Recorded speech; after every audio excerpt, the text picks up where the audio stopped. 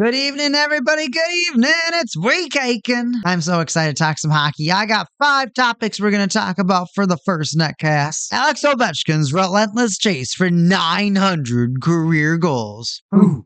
The Detroit Red Wings' fiery 5-game winning streak. Ooh. Matthew Schaefer's record-breaking rookie rampage for the Islanders. Uh-huh. Carter Hart's controversial NHL comeback with the Vegas Golden Knights.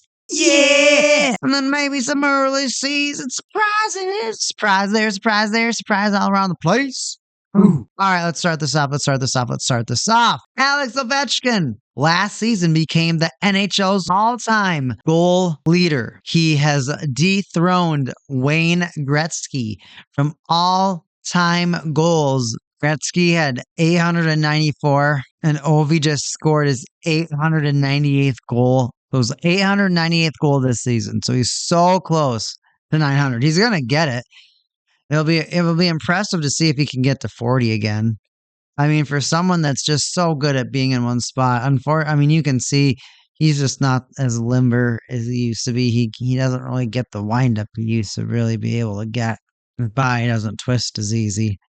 Which, hey man, that happens to everybody. That happens to everybody. But back to Ovechkin. So Ovechkin is 40 years old, and this is his 21st NHL season.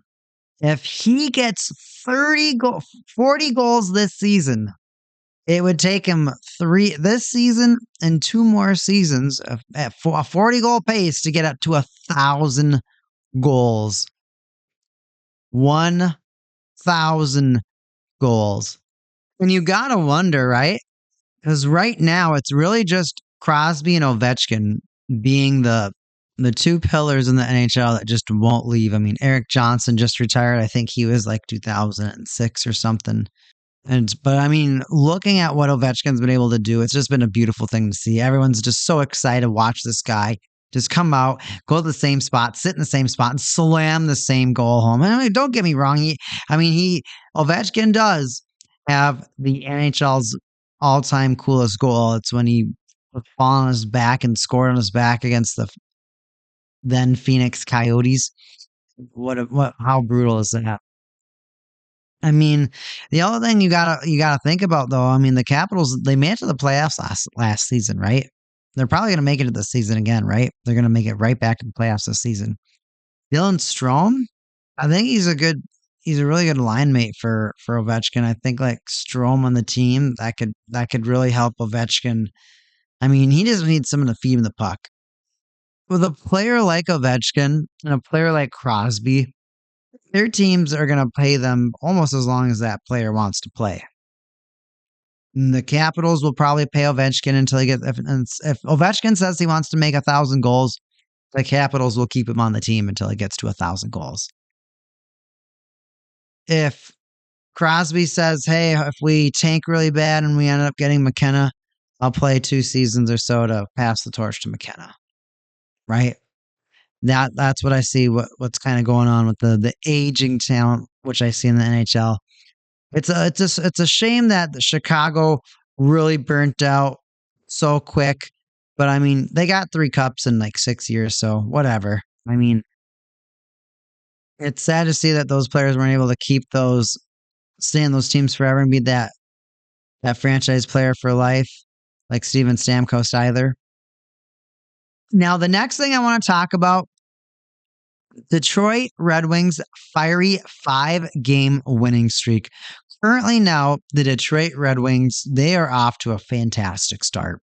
Why this is so important?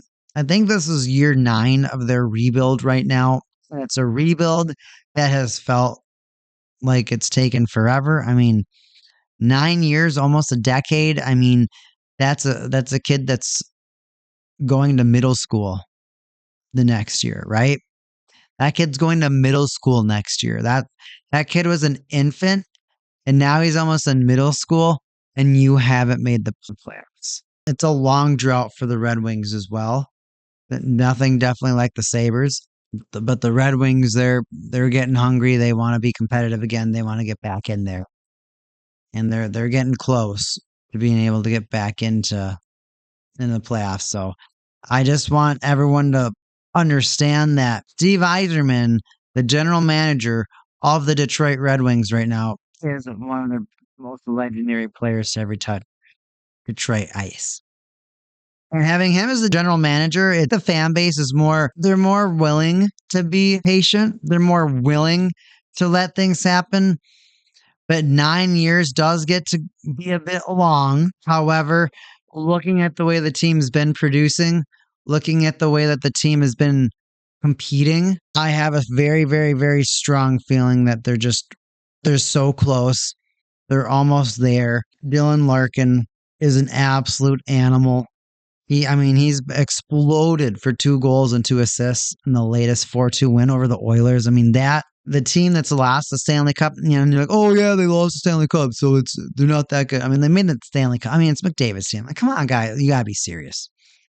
And what's the last time the Red Wings have made the playoffs? Point taken, right?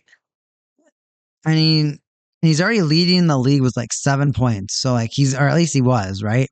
So, and his leadership is, I think if you're watching the way Larkin, they got Cider on the team. They got to bring no, yep, the Red Wings. They got to Brinkett. They got Kane. I was already talking about Kane earlier. So they got a lot of great players. I'm trying. Oh my gosh, I'm blanking on the other guy that was with Cider. The other young player. I'm gonna kick myself when I get off this netcast. But even like the goaltending, right? You got Billy Husso and Cam Talbot. Husso's save percentage of .935 during the streak, which is like a lot better.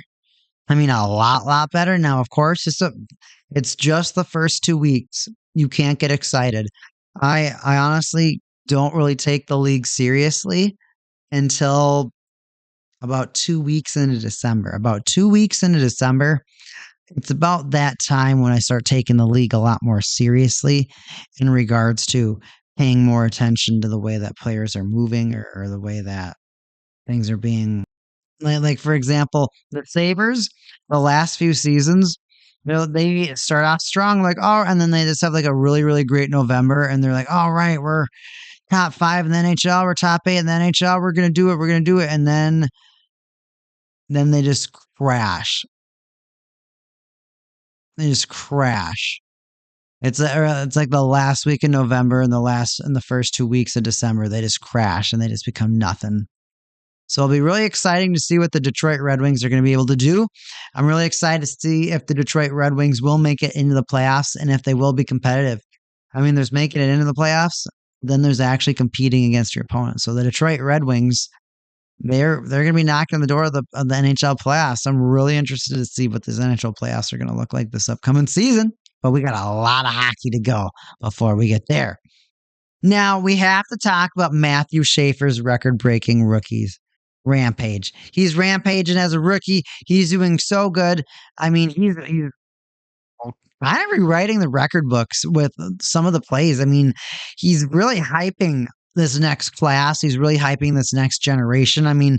From back to back, Schaefer to McKenna is going to be. Bedard, Celebrini, Schaefer, McKenna, like all these players back to back to back, like all these franchises. Like when you honestly, like Safkowski, Power is pretty, doesn't really have a whole lot of hype there, but still, there's just so many franchises right now, but I think it's more of the latter ones. Power's a little too old, I feel like, at this point. But you look at some of those older franchises, and there's just so much hope there. There's just so much potential. And I'm just so excited to see that the way that these hockey clubs are going to compete, because I know that looking at the way that some of these teams have been developing, they're about ready to show up. They're about ready to say, hey, we're done getting beat up for the last so many years. And for the Islanders' sake, focusing more on the Islanders they want to show their consistency. And I feel like that's been a really big struggle for the Islanders.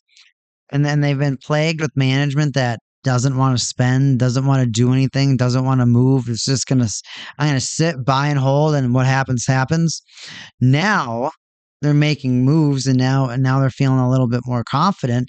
Getting Matt Schaefer, he became the youngest defenseman Get this, the youngest defenseman to ever record a point in his first 5 NHL games.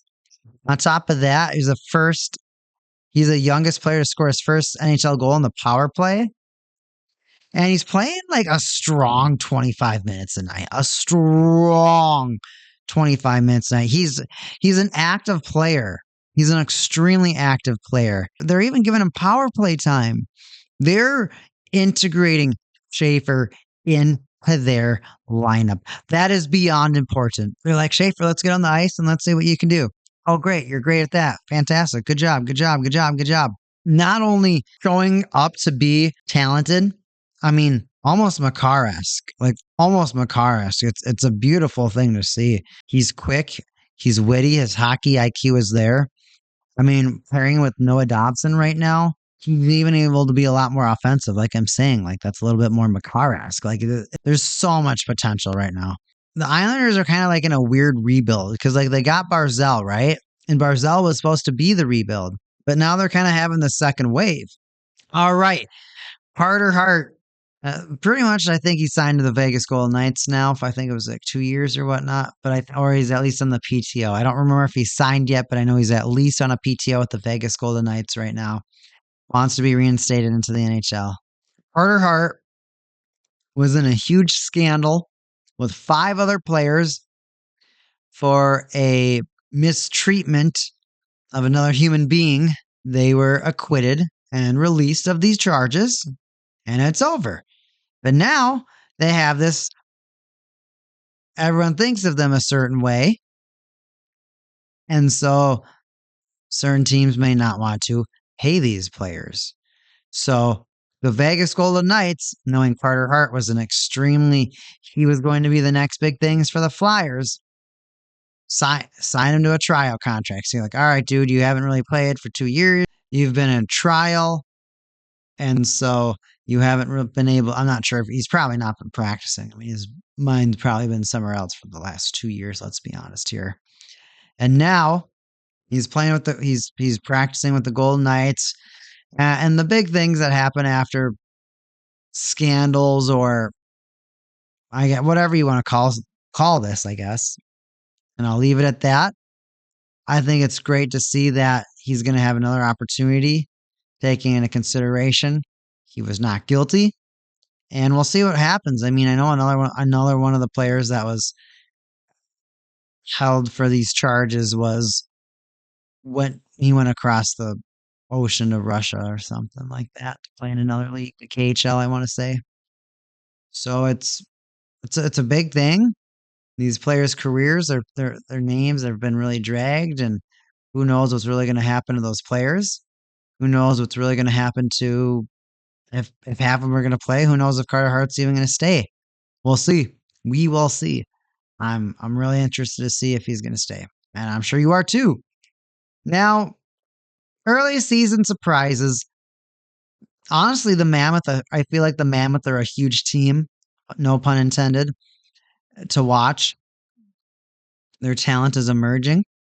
No one was really giving them any attention because they were the Coyotes. While everyone didn't know why the Coyotes were getting bombed and bombed and bombed and bombed and bombed and bombed and bombed and bombed year after year after year. And they were just hold on to picks,